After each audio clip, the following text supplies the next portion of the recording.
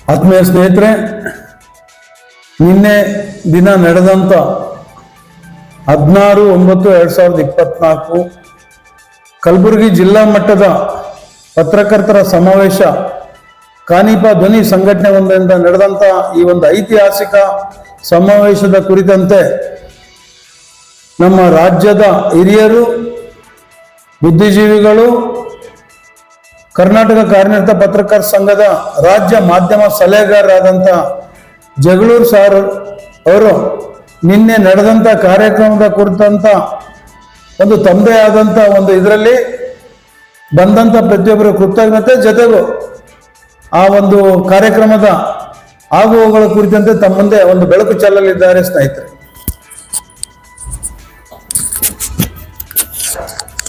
ಸಿರಿವಂತನಾದೊಡೆ ಕನ್ನಡ ನಾಡಲ್ಲಿ ಮೆರೆವೆ, ಬಡವನಾನಾದೊಡೆ ಕನ್ನಡ ನಾಡಲ್ಲಿ ಮುಡಿವೆ, ವೀರರಿಗೆ ವಂದಿಪ ಶೂರನಾನಾದೊಡೆ ವೀರಭದ್ರೇಶ್ವರನ ಕರದಲ್ಲಿ ಹೊಳವೆ, ಧೀರರಿಗೆ ವಂದಿಪ ಶೂರನಾನಾದೊಡೆ ಈ ಕ್ಷೇತ್ರವೇ ನನ್ನದೆನ್ನುವೆ, ಮತ್ತೊಮ್ಮೆ ಮರುಜನ್ಮ ಪಡೆಯುವೆ ನಾನಾದೊಡೆ ಈ ಕಲಬುರ್ಗಿಯ ಕಪ್ಪು ಮಣ್ಣಲ್ಲಿ ಮಣ್ಣಾಗಿ ಸೇರುವೆ. ಆತ್ಮೇಲೆ ನಾನೊಬ್ಬ ಸೀಮಿತ ಬುದ್ಧಿಯ ಸಾಮಾನ್ಯ ಪತ್ರಕರ್ತ. ನಮ್ಮ ಅನೇಕ ಸ್ನೇಹಿತರ ಒತ್ತಾಸೆ ಮೇರೆಗೆ ಪತ್ರಕರ್ತರ ಜೀವನಾಡಿಯಾಗಿ ಏನಾದರೂ ಸಾಧನೆ ಮಾಡಬೇಕು ಅಂತ ಅಂದ್ಕೊಂಡಿದ್ದೇನೆ. ನನಗೀಗ ವಯಸ್ಸು 76. ಈ ಇಳಿ ವಯಸ್ಸಿನಲ್ಲಿ ಏನು ಮಾಡ್ತಾನೆ ಈ ಮುದುಕ ಅಂತ ಕೇಳ್ಬೋದು. ಆದರೆ ನನಗೆ ಹುರುಪಿದೆ, ಹುಮ್ಮಸ್ಸಿದೆ, ರಾಜ್ಯವನ್ನು ಅನೇಕ ಬಾರಿ ಸುತ್ತಿದ ಅನುಭವ ಇದೆ. ಆಮೇಲೆ ಬಹಳಷ್ಟು ಪತ್ರಕರ್ತರ ಬವಣೆಗಳನ್ನು ನೋಡಿ ಅವ್ರಿಗೇನಾದರೂ ಮಾಡಲಿಕ್ಕೆ ನಮ್ಮ ಕೈಯಿಂದ ಕಿಂಚಿತ್ ಸಾಧ್ಯ ಆಗದಾದ್ರೆ ಖಂಡಿತ ಮಾಡೋಣ ಅನ್ನುವ ಹಿರಿಯ ಆಸೆಯಿಂದ ಇಲ್ಲಿ ಬಂದಿದ್ದೆ ನಾನು. ಆತ್ಮೀಯ ಸ್ನೇಹಿತರೆ, ನಮ್ಮ ರಾಜ್ಯದ ಮೂಲೆಯಲ್ಲಿರುವ ಮತ್ತು ನೆಗ್ಲೆಕ್ಟೆಡ್ ಅಂತಕ್ಕಂಥ ರೀತಿಯಲ್ಲಿರ್ತಕ್ಕಂಥ ಗುಲ್ಬರ್ಗ ಜಿಲ್ಲೆಯ ಒಂದು ಹಳ್ಳಿಯಲ್ಲಿ ಅಥವಾ ಸಣ್ಣ ತಾಲೂಕು ಮಟ್ಟದಲ್ಲಿ ವಿಜೃಂಭಣೆಯ ಕಾರ್ಯಕ್ರಮ ನಿನ್ನೆ ಆಯಿತು. ಅನೇಕ ಗಣ್ಯರು ಬಂದಿದ್ದರು. ಸಂತೋಷ ಗೆಳೆಯವರು ಇಂಥ ಕಾರ್ಯಕ್ರಮ ನಾನು ನೋಡಿಲ್ಲ, ಇದೆಷ್ಟೊತ್ತರಾಗಲೇ ನಾನು ಇರ್ತೀನಿ ಅಂತ ಹೇಳಿ ಒಂದು ದಿವಸ ಇಲ್ಲೇ ಮಕ್ಕಾಂ ಮಾಡಿ ಇಲ್ಲಿಯ ಜನರ ಅನುಭವಗಳನ್ನು ಕಂಡುಕೊಂಡು ಬಹಳ ಸಂತೋಷದಿಂದ ಮಕ್ಕಳ ಜೊತೆಗೆ ಮಕ್ಕಳಾಗಿ ಆಡಿ ಇವತ್ತು ನೆನ್ನೆ ಹೋಗ್ಬೇಕಾದವರು ಇವತ್ತು ಹೋದವರು. ಅದೇ ರೀತಿ ಇನ್ನೊಬ್ಬರು ರಾಧಾ ಹಿರೇಗೌಡರವರು ದೊಡ್ಡ ಮಾಧ್ಯಮ ಮಿತ್ರರು, ಅವರು ಕೂಡ ಒತ್ತಾಸೆ ಏನೂ ಇಲ್ಲದೇನೆ ವಿಶ್ವಾಸದಿಂದ ಬಂದು ಕಾರ್ಯಕ್ರಮದಲ್ಲಿ ಚೆನ್ನಾಗಿ ಮಾತನಾಡಿ ಪತ್ರಕರ್ತರ ಭಾಷೆ ಹೇಗಿರಬೇಕು, ಅವರ ಜೀವನ ಹೇಗಿರಬೇಕು, ಅವ್ರಿಗೆ ಏನಾಗಬೇಕು ಅನ್ನೋದ್ರ ಬಗ್ಗೆ ಅತ್ಯಂತ ಚೆನ್ನಾಗಿ ಮಾತನಾಡಿದರು. ನನಗನ್ಸುತ್ತೆ ಇಂಥ ಒಂದು ಹಿಂದುಳಿದ ಪ್ರದೇಶದಲ್ಲಿ ನಮ್ಮ ಯುವ ಮಿತ್ರರು ಒಳ್ಳೆಯ ಸಂಘಟನೆ ಮಾಡಿ ಕಾರ್ಯಕ್ರಮವನ್ನು ಅತ್ಯಂತ ಚೆನ್ನಾಗಿ ಮಾಡ್ಕೊಂಡಿದ್ದಾರೆ. ನಾನು ನನ್ನ ಅನುಭವದಲ್ಲಿ ಸುಮಾರು 16 ಇಂಥ ಸಮ್ಮೇಳನಗಳನ್ನು ನೋಡಿದ್ದೇನೆ. ಆದರೆ ಇಷ್ಟು ವೈಭವಪೂರ್ಣವಾಗಿ ಒಂದು ಕಾರ್ಯಕ್ರಮ, ಸಾಮಾನ್ಯ ಕಾರ್ಯಕ್ರಮ ಇಷ್ಟು ವೈಭವದಿಂದ ಆಗಿದ್ದನ್ನು ನಾನು ಕಂಡೇ ಇರಲಿಲ್ಲ. ಇದು ಸತ್ಯವಾದ ಮಾತು. ನಾವು 12 ಗಂಟೆ ಸುಮಾರು ಬಿಟ್ಟು ಅಲ್ಲಿ ಜಾಗದಿಂದ ಗಾಣಗಾಪುರದ ದತ್ತಕ್ಷೇತ್ರಕ್ಕೆ ಹೋಗಿ ಬಂದು ಸಭಾಭವನಕ್ಕೆ ಬರಬೇಕಾದ್ರೆ ಸುಮಾರು ಅರ್ಧ ಗಂಟೆ ಮೇಲಾಗೋಯ್ತು.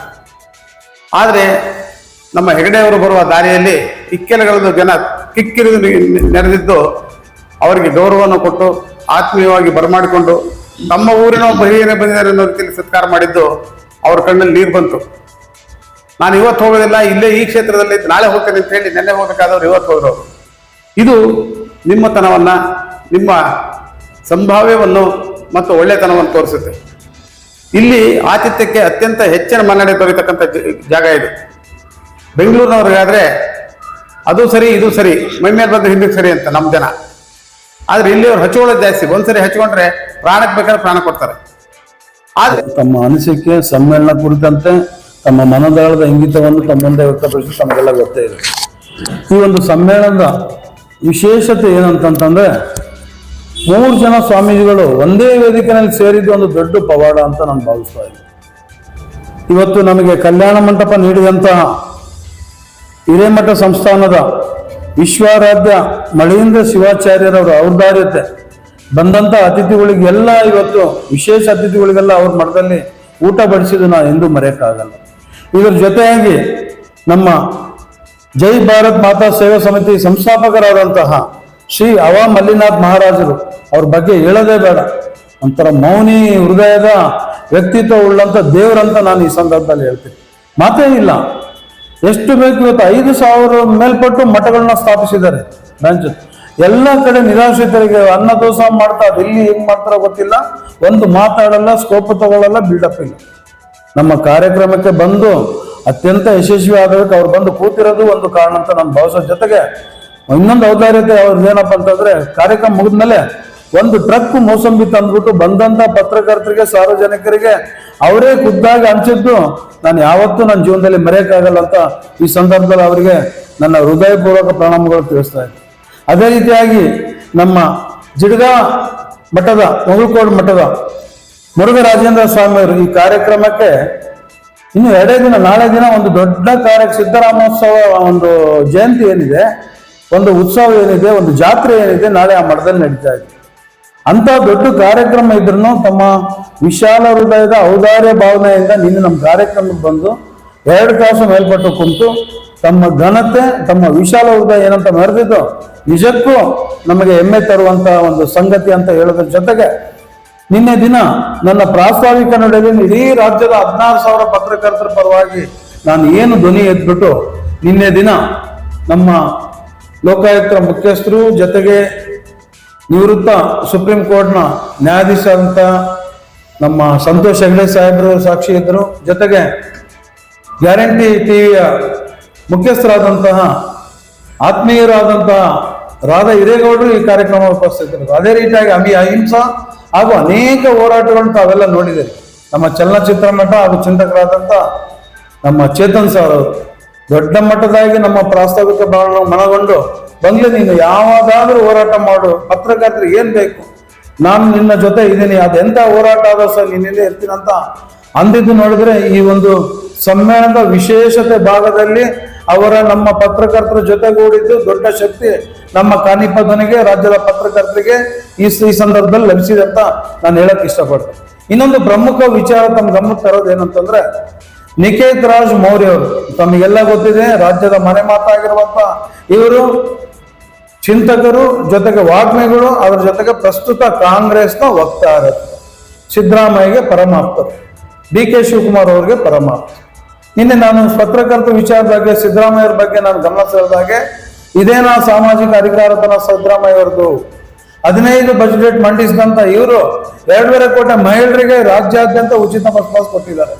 ಇವತ್ತು ಕೇವಲ 12,000 ಪತ್ರಕರ್ತರಿಗೆ ಸಿದ್ದರಾಮಯ್ಯ ಯಾಕೆ ಈ ತರ ಸಾಮಾಜಿಕತೆ ಹೆಸರಲ್ಲಿ ಯಾಕೆ ಈ ತರ ನಕಲಿ ಒಂದು ಇದರಲ್ಲಿ ಹೋಗ್ತಾ ಇದ್ರಂತ ಬಹಳಷ್ಟು ತೀಕ್ಷ್ಣವಾಗಿ ಚಾಟಿ ಬೀಸಿದಂತ ಸಂದರ್ಭದಲ್ಲಿ, ಜೊತೆಗೆ ನಿಕೇತ್ ರಾಜ್ ಮೌರ್ಯ ಅವರಿಗೆ ನಾನು ಮನವಿ ಮಾಡಿದೆ, ನಿಜವಾಗೂ ನಿಮಗೆ ಪತ್ರಕರ್ತರ ಬಗ್ಗೆ ಕಾಳಜಿ ಇದ್ರೆ ನಿಕೇತ್ ರಾಜ್ ಮೌರ್ಯ ಅವರೇ, ನೀವೊಬ್ಬ ಜರ್ನಲಿಸಂ ಸ್ಟೂಡೆಂಟ್, ಜರ್ನಲಿಸಂ ಬಗ್ಗೆ ಆಗುವಗಳ ಬಗ್ಗೆ ತಮಗೆ ಗೊತ್ತಿದೆ, ನೀವು ನಿಜವಾಗೂ ಕಾಳಜಿ ಇದ್ರೆ ನಮ್ಮ ಇಡೀ ರಾಜ್ಯದ 16,000 ಪತ್ರಕರ್ತರ ಪರವಾಗಿ ಗ್ರಾಮಾಂತರ ಪತ್ರಕರ್ತರಿಗೆ ಉಚಿತ ಬಸ್ ಪಾಸ್, ಅದು ಜಿಲ್ಲಾ ಮಟ್ಟಕ್ಕೆ, ಕೇವಲ ಅಲ್ಲಿ ಆಗೋದು 8 ರಿಂದ 10 ಕೋಟಿ. ಇದನ್ನ ದಯಮಾಡಿ ಮಾಡಿದ್ರೆ ನಿಮ್ಮ ಮುಖಾಂತರ ಮಾನ್ಯ ಸಿದ್ದರಾಮಯ್ಯ ಅವರಿಗೆ ಮೂಲಕ ಅದು ಮನವಿ ಸಲ್ಲಿಕೆ ಆಗಿ ಅವರಿಗೆ ಮನವರಿಕೆ ಆಗಿ ಮಾಡಿದ್ದೆ ಆಯ್ತಂದ್ರೆ ರಾಜ್ಯದ 16,000 ಪತ್ರಕರ್ತರು ನಿಮಗೆ ನಾವು ಋಣಿ ಆಗಿರ್ತೀವಿ ಅಂತ ನಿನ್ನೆ ಮಾತನಾಡಿದ್ರು. ಅವರು ಅದೇ ರೀತಿಯಾಗಿ ನನ್ನ ಪ್ರಾಸ್ತಾವಿಕ ನುಡಿಗೆ ಸ್ಪಂದಿಸಿ ಅವರೊಂದು ಭಾಷಣದಲ್ಲಿ ನಾನು ಇನ್ನು ಒಂದೇ ದಿನದಲ್ಲಿ ಇವತ್ತು ನೈಟೇ ಸಿದ್ದರಾಮಯ್ಯ ಅವರ ಗಮನಕ್ಕೆ ತಂದು ಇದನ್ನ ಜಾರಿಯಾಗಕ್ಕೆ ಶತ ಪ್ರಯತ್ನ ಮಾಡೋ ಜೊತೆಗೆ ನಿಮ್ಮ ಹಿಂದೆ ನಾನು ಸಂಪೂರ್ಣ ಇರ್ತೀನಂತ ನಿನ್ನೆ ಏನು ವೇದಿಕೆಯಲ್ಲಿ ಮಾತು ಕೊಟ್ಟಿದ್ರು ಅದು ಮಾತಾಗಿಲ್ಲ. ನಿನ್ನೆ ದಿನ ದೊಡ್ಡ ಮಟ್ಟದಾಗಿ ಅವರು ಸಿದ್ದರಾಮಯ್ಯ ಅವ್ರ ಹತ್ರ ಮಾತಾಡ್ಬಿಟ್ಟು ಇದನ್ನ ಬಹಳಷ್ಟು ಗಂಭೀರವಾಗಿ ತೆಗೆದುಕೊಂಡು ಅದನ್ನ ಇಂಪ್ಲಿಮೆಂಟ್ ಮಾಡಕ್ಕೆ ಈಗಾಗಲೇ ಪ್ರಯತ್ನ ನಡೆದಿದೆ. ಅದೇ ರೀತಿ DK ಶಿವಕುಮಾರ್ ಸಾಹೇಬ್ರ ಹತ್ರನು ಮಾತಾಡ್ಕೊಂಡ್ಬಿಟ್ಟು ಇದ್ರ ಬಗ್ಗೆ ಚರ್ಚೆ ನಡೆದ ನಂತರ ಒಂದು ಹಂತಕ್ಕೆ ಬಂದಿದೆ ಅಂತ ನನ್ನ ಒಂದು ಭಾವನೆ. ಇವತ್ತು ನಮ್ಮ ಜೊತೆನೂ ಅವರು ಅನ್ಯಾಯಗಳು ಅವ್ರು ಕೆಲವರೆಲ್ಲ ಮಾತಾಡ್ಬಿಟ್ಟು ಕೇವಲ 8-10 ಕೋಟಿ ಅಲ್ಲ 16 ಕೋಟಿ ಏನಿದೆ ಪತ್ರಕರ್ತರು ಒಂದು ಬಸ್ ಪಾಸ್ಗೆ ಅದನ್ನ ಮೀಸಲಿಡಕ್ಕೆ ರೆಡಿ ಇದ್ದಾರೆ ಸಿದ್ದರಾಮಯ್ಯರು. ಇನ್ನು ಆದಷ್ಟು ಕೆಲವೇ ದಿನದಲ್ಲಿ ಇಂಪ್ಲಿಮೆಂಟ್ ಆಗುತ್ತೆ ಅಂತ ಹೇಳಿದ್ದು ನಿಜಕ್ಕೂ ನಮ್ಮ ಕಾನಿಪ ಧ್ವನಿಯಿಂದ ಬಹಳಷ್ಟು ಸಂತೋಷ ಪಡ್ತಾ ಇದ್ವಿ. ಇದಾಗಿದೆ ಆಯ್ತಂದ್ರೆ ದೊಡ್ಡ ಮಟ್ಟದಾಗಿ ಋಣಿ ನಾವು ನಿಕೇತ್ ರಾಜ್ ಅವ್ರಿಗೆ ಇರ್ತೀವಿ ಅಂತ ಹೇಳ್ತಾ, ಜೊತೆಗೆ ಒಂದ್ ವೇಳೆಗೆ ಹಾಕಿದ್ರೆ ಹೋರಾಟ ಅಂತೂ ಕೈ ಬಿಡಲ್ಲ, ಸರ್ಕಾರವನ್ನು ಇಕ್ಕಟ್ಟಿಗೆ ಸಿಗಿಸೋ ಕೆಲಸ ರಿಟ್ ಫೈಲ್ ಮಾಡೋದ್ರ ಮುಖಾಂತರ ಆಗ್ತದೆ. ಇಲ್ಲ ನಾಳೆ ಡಿಸೆಂಬರ್ಲಿ ಚಳಿಗಾಲದ ಅಧಿವೇಶನ ಏನು ಬೆಳಗಾವಿಯಲ್ಲಿ ನಡೆದಲ್ಲ, ಬೃಹತ್ ಮಟ್ಟದ ಹೋರಾಟ ನಡೆಸಿ ನಾವು ಯಾವುದೇ ಹೋರಾಟ ಮಾಡಿ ಎಲ್ಲಿಗಾದ್ರೂ ಹೋಗಕ್ಕೂ ಸಿದ್ಧ ಅಂತ ಈ ಸಂದರ್ಭದಲ್ಲಿ ಮನವಿ ಮಾಡೋ ಜೊತೆಗೆ ಮತ್ತೊಬ್ಬ ನಮ್ಮ ಹಿರಿಯರು ಇವತ್ತು ಇಲ್ಲಿ ಬಂದಿದ್ದಾರೆ. ಬೆಂಗಳೂರು ಗ್ರಾಮಾಂತರ ಜಿಲ್ಲಾಧ್ಯಕ್ಷ ಅಂತ ಸಿದ್ದರಾಜ್ ಅವರು ಈ ಕಾರ್ಯಕ್ರಮಕ್ಕೆ ಒಂದು ದಿನ ನೋಡ್ಕೊಂತ ಹೋಗ್ಬೇಕಂತ 2 ದಿನ ಮುಂಚಿತವಾಗಿ ಬಂದಂತವ್ರು ನಿನ್ನೆ ಕಾರ್ಯಕ್ರಮ ನೋಡಿ ಸಂತೋಷ ಆಗಿ ತಮ್ಮ ಒಂದು 2 ಅನಿಸಿಕೆಗಳನ್ನು ಇಲ್ಲಿ ಹಂಚ್ಕೊಳ್ತಾರೆ. ಇದ್ರ ಜೊತೆಗೆ ನಿನ್ನೆ ನಡೆದಂತ ಒಂದು ಕಾರ್ಯಕ್ರಮ ಏನಿದೆ, ನಿಜವಾಗಿಯೂ ನಾನು ಎಷ್ಟೋ ಸಮ್ಮೇಳನಗಳು ಹಿಂದೆ ಕಾನಿಪಾ ಸಂಘದಾಗಿದ್ದಾಗೂ ನೋಡಿದ್ದೆ. ಕಳೆದ 22 ಸಮ್ಮೇಳನಗಳು ನೋಡಿದೆ. ಜೊತೆಗೆ ನಮ್ಮ ಕಾನಿಪಾ ಧ್ವನಿಯಿಂದ 2 ಸಮ್ಮೇಳನ ಮಾಡಿದೆ. ಇವತ್ತು ಅವೆಲ್ಲವನ್ನು ರಾಜ್ಯ ಸಮ್ಮೇಳನವನ್ನು ಮೀರಿಸಿದಂತ ಈ ಒಂದು ಜಿಲ್ಲಾ ಸಮಾವೇಶ ನಿಜಕ್ಕೂ ಅಂತ ಮಟ್ಟದ ಅದ್ಭುತವಾದಂತ ಅರ್ಥಗರ್ಭಿತವಾದಂತ, ರಾಜ್ಯದಲ್ಲಿ ಏನಾದರೂ ಇವತ್ತು ಉದ್ಯೋಗ ಮೇಳ ಇರ್ಬೋದು, ಉಚಿತ ನೇತ್ರ ತಪಾಸಣೆ ಇರ್ಬೋದು, ಆರೋಗ್ಯ ಶಿಬಿರ ಇರ್ಬೋದು, ಪುಸ್ತಕ ಮೇಳ ಇರ್ಬೋದು, ಇಷ್ಟು ಕಾರ್ಯಕ್ರಮದ ಒಟ್ಟಿಗೆ ತಗೊಂಡು ಹೋಗೋದಂತ ಸಾಧಕರಿಗೆ ಸನ್ಮಾನ. ಆಮೇಲೆ ವಿದ್ಯಾರ್ಥಿಗಳಿಗೆ ಅನೇಕ ರೀತಿಯಿಂದ ಅವರಿಗೆ ಅನೇಕ ಸ್ಪರ್ಧೆಗಳೆಲ್ಲ, ಭಾಷಣ ಸ್ಪರ್ಧೆ, ಇನ್ನಿತರ ವಿಚಾರ ಪ್ರಬಂಧ ಸ್ಪರ್ಧೆ ಎಲ್ಲ ಏರ್ಪಡಿಸಿ ಅನೇಕ ರೀತಿಯ ಕಾರ್ಯಕ್ರಮ ಈ ವಿಚಾರದಲ್ಲಿ ಇಡೀ ನಾನು ಅಫ್ಜಲ್ಪುರ್ ತಾಲೂಕು ಘಟಕ, ಜೊತೆಗೆ ನಮ್ಮ ಜಿಲ್ಲಾ ಕಲಬುರಗಿ ಘಟಕ ಮಲ್ಲಿಕಾರ್ಜುನ್ ಪಗಡೆ ಇರ್ಬೋದು, ಇಲ್ಲ ನಮ್ಮ ಯಲ್ಲಲಿಂಗ ಪೂಜಾರಿ ಇರ್ಬೋದು, ನಮ್ಮ ಇದಕ್ಕೆ ಎಲ್ಲ ಪ್ರಮುಖ ಕೊಂಡಿ ಅಂತಂದ್ರೆ ನಮ್ಮ ಚೆನ್ನೂರವರು ಬಹಳಷ್ಟು ಸಣ್ಣ ಪುಟ್ಟದು ಮನೆ ಅಂದ್ಮೇಲೆ ಇದ್ದೇ ಇರ್ತದೆ. ಆ ಒಂದು ವಿಚಾರದಾಗ ಎಲ್ಲೇ ನಮಗೆ ಸಣ್ಣ ಪುಟ್ಟದಾದಂಥ ವಿಚಾರದಲ್ಲಿ ಚೆನ್ನೂರವರು ಮಧ್ಯಸ್ಥಿಕೆ ವಹಿಸಿ ಈ ಒಂದು ಕಾರ್ಯಕ್ರಮ ಸುಸೂತ್ರವಾಗಿ ನಡೆದಕ್ಕೆ ಅವ್ರದ್ದು ಪ್ರಮುಖ ಪಾತ್ರ ಇದೆ ಅಂತ ತಮ್ಮ ಗಮನಕ್ಕೆ ತರ್ತಾ, ಈಗ ನಮ್ಮ ಹಿರಿಯರಾದಂಥ ಸಿದ್ದರಾಜ್ ಅವರು ತಮ್ಮನ್ನ ಈ ಕಾರ್ಯಕ್ರಮದ ಕುರಿತಂತೆ 2 ಅನಿಸಿಕೆಗಳು ತಮ್ಮ ಮುಂದೆ ಹಂಚ್ಕೊಳ್ತಾರೆ ಅಂದ್ಬಿಟ್ಟು ತಮಗೆ ನಿವೇದಿಸ್ತಾರೆ. ಎಲ್ಲರಿಗೂ ನಮಸ್ಕಾರ. ಪ್ರಪ್ರಥಮವಾಗಿ ಕರ್ನಾಟಕ ಕಾರ್ಯನಿರತ ಪತ್ರಕರ್ತರ ಧ್ವನಿಯ ರಾಜ್ಯಾಧ್ಯಕ್ಷರಾದಂಥ ನಮ್ಮ ಆತ್ಮೀಯರು ಆದಂಥ ಬಂಗ್ಲೆ ಮಲ್ಲಿಕಾರ್ಜುನ್ ಸರು ಹಾಗೂ ಮಾಧ್ಯಮ ಸಲಹೆಗಾರಂಥ ಜಗಳೂರು ಲಕ್ಷ್ಮಣ್ ಸರ್ಗೆ ನಾವು ಪ್ರಪ್ರಥಮವಾಗಿ ವಂದನೆಗಳನ್ನು, ಅಭಿನಂದನೆಗಳನ್ನು ಸಲ್ಲಿಸಲಿಕ್ಕೆ ಇಚ್ಛೆಪಡ್ತೇನೆ. ಸ್ನೇಹಿತರೆ, ಅಫ್ಜಲ್ಪುರ್ ಒಂದು ಚಿಕ್ಕ ತಾಲೂಕು, ಗುಲ್ಬರ್ಗ ಜಿಲ್ಲೆಯ ಒಂದು ಚಿಕ್ಕ ತಾಲೂಕಿನಲ್ಲಿ ಏನು 16/9/2024 ಜಿಲ್ಲಾ ಮಟ್ಟದ ಪತ್ರಕರ್ತರ ಸಮಾವೇಶ ನಡೀತು. ನಿಜಕ್ಕೂ ಇದು ಐತಿಹಾಸಿಕ ಒಂದು ಬೆಳವಣಿಗೆ, ಮತ್ತೆ ಸುವರ್ಣ ಅಕ್ಷರದಲ್ಲಿ ಬರೆದಿರ್ತಕ್ಕಂಥ ಒಂದು ಸಂದರ್ಭ ಅಂತ ನಾನಾದರೂ ಹೇಳಲಿಕ್ಕೆ ಇಚ್ಛೆಪಡ್ತೇನೆ.